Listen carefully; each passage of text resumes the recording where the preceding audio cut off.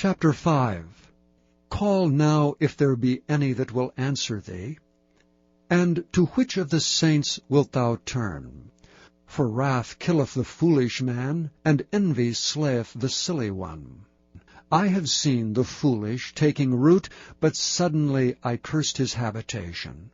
His children are far from safety, and they are crushed in the gate, neither is there any to deliver them. Whose harvest the hungry eateth up, and taketh it even out of the thorns, and the robber swalloweth up their substance. Although affliction cometh not forth of the dust, neither doth trouble spring out of the ground, yet man is born unto trouble, as the sparks fly upward.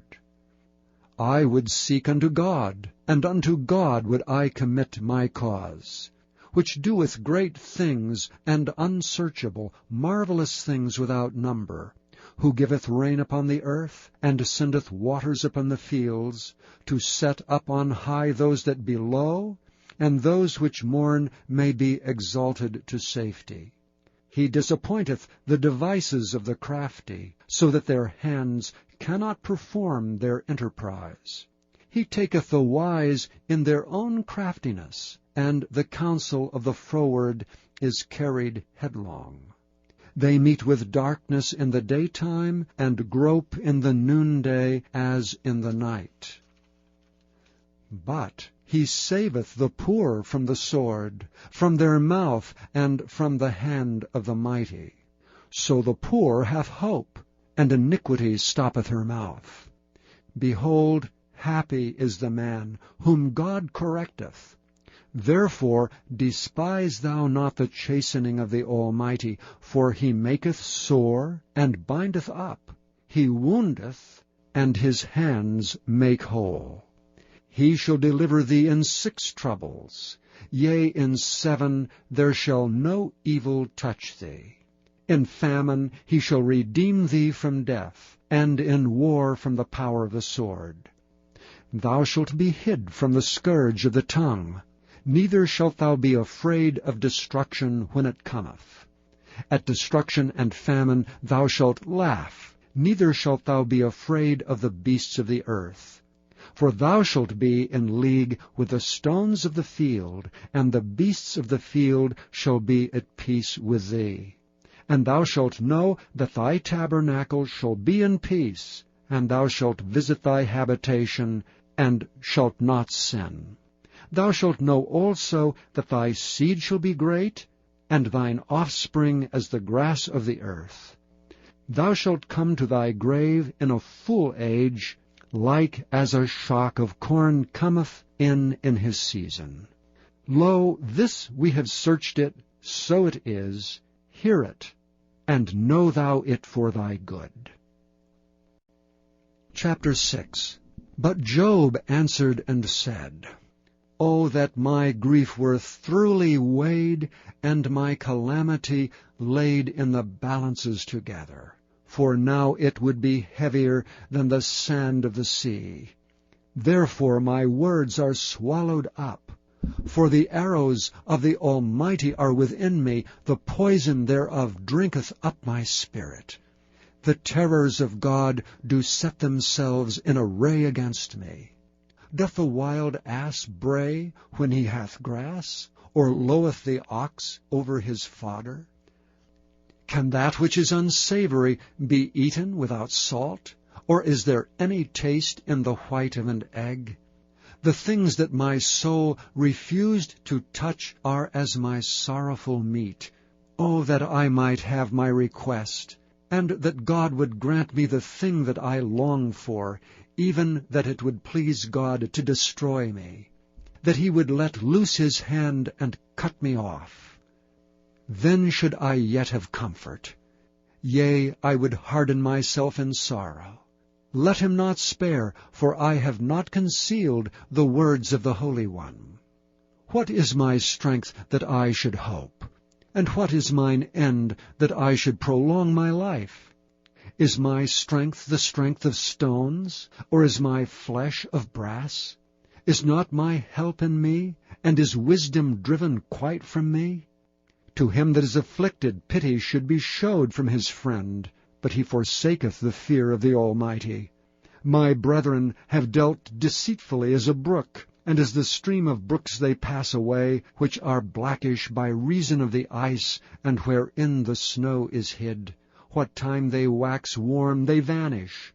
When it is hot, they are consumed out of their place. The paths of their way are turned aside, they go to nothing and perish.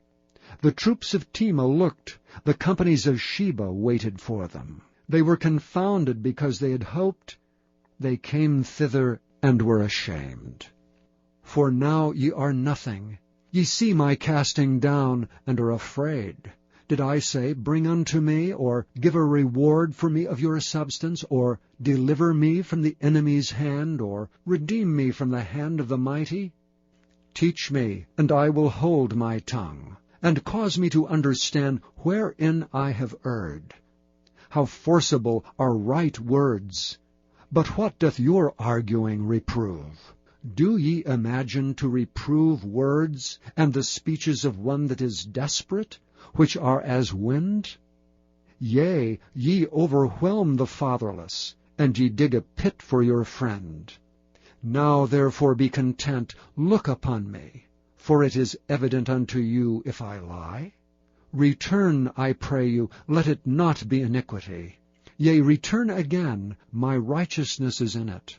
Is there iniquity in my tongue? Cannot my taste discern perverse things?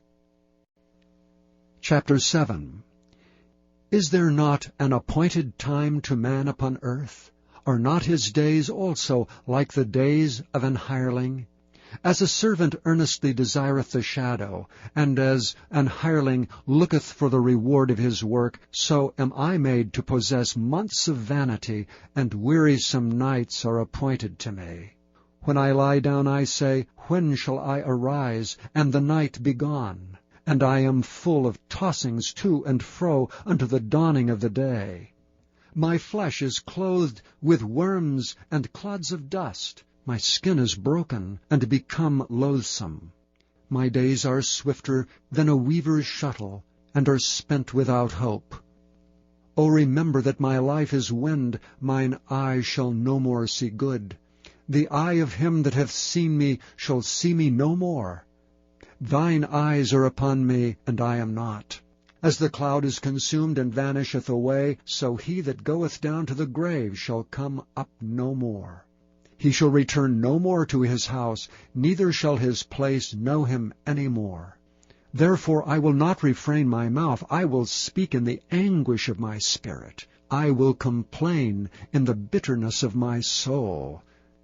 Am I a sea or a whale, that thou settest a watch over me? When I say, My bed shall comfort me, my couch shall ease my complaint, then thou scarest me with dreams, and terrifiest me through visions, so that my soul chooseth strangling, and death rather than my life. I loathe it. I would not live alway. Let me alone, for my days are vanity. What is man, that thou shouldest magnify him, and that thou shouldest set thine heart upon him? And that thou shouldest visit him every morning, and try him every moment. How long wilt thou not depart from me, nor let me alone, till I swallow down my spittle? I have sinned. What shall I do unto thee, O thou preserver of men? Why hast thou set me as a mark against thee, so that I am a burden to myself? And why dost thou not pardon my transgression, and take away mine iniquity? For now shall I sleep in the dust, and thou shalt seek me in the morning, but I shall not be.